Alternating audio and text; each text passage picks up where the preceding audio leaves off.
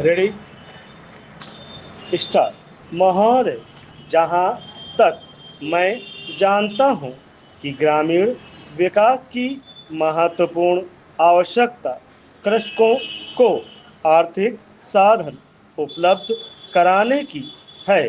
इस दिशा में ग्रामीण स्तर पर सहकारी संस्था बहुत महत्वपूर्ण भूमिका अदा कर रही हैं।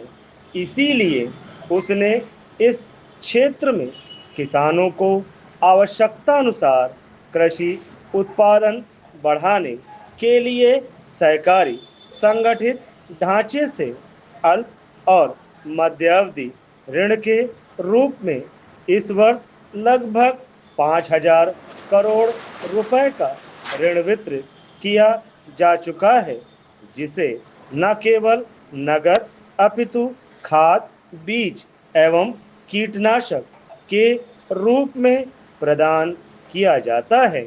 इस ऋण की वसूली कृषकों से फसल बेचने के उपरांत की जाती है। यह ऋण कृषि उत्पादन बढ़ाने में नई प्रणाली अपनाने में बहुत सहायक सिद्ध हुआ है। इसी प्रकार मध्यकालीन ऋण, जो सामान्यतः 3 से 5 वर्ष की अवधि का होता है, मुख्यतः सिंचाई सुविधाएं विकसित कराने में सहायक सिद्ध हुआ है। इसके साथ साथ सहकारी भूमि विकास सिंचाई बैंकों के माध्यम से कृषकों को दीर्घकालीन ऋण उपलब्ध कराया जाता है, जिसका उपयोग भूमि सुधार, लघु सिंचाई साधन के विकास और भूमिगत जलदोहन कृषि यंत्रों के खरीदने, फलोद्यान विकसित कराने हेतु किया जाता है।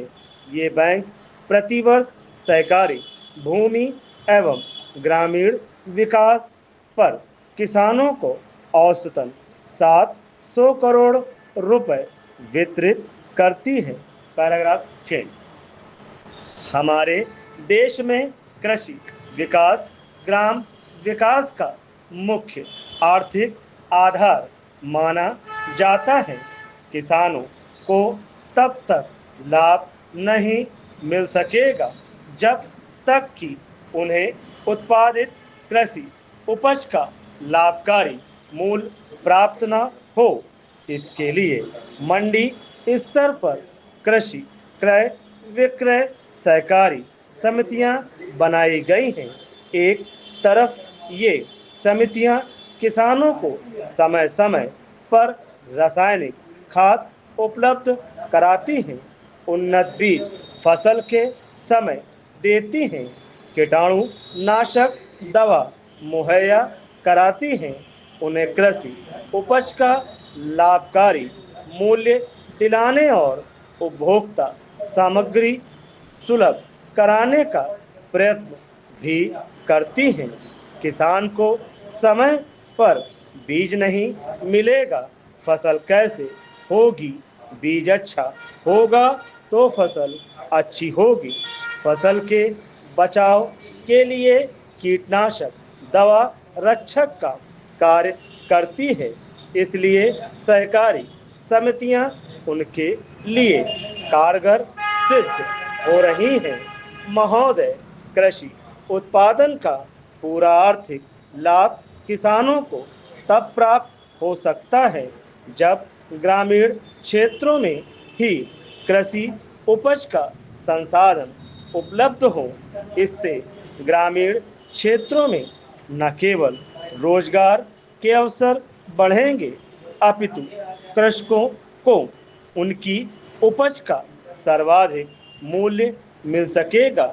महाराष्ट्र और गुजरात की कुछ सहकारी इकाइयों ने कृषकों के विकास का ऐसा मार्ग प्रशस्त कर दिया जिससे कृषकों के आर्थिक सामाजिक जीवन में वांछनीय परिवर्तन कर विकास को सशक्त स्वरूप प्रदान हुआ।